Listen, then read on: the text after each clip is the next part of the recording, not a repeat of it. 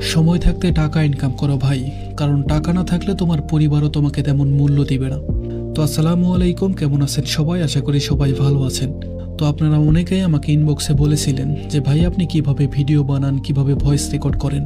তো আপনারা যারা আমার মতো ভিডিও বানাতে চান, এই ভিডিওটা সম্পূর্ণ তাদের জন্য। আমি একটা কোর্স বানিয়েছি যেটা থেকে আপনারা আমার মতো ভিডিও বানাতে শিখতে পারবেন।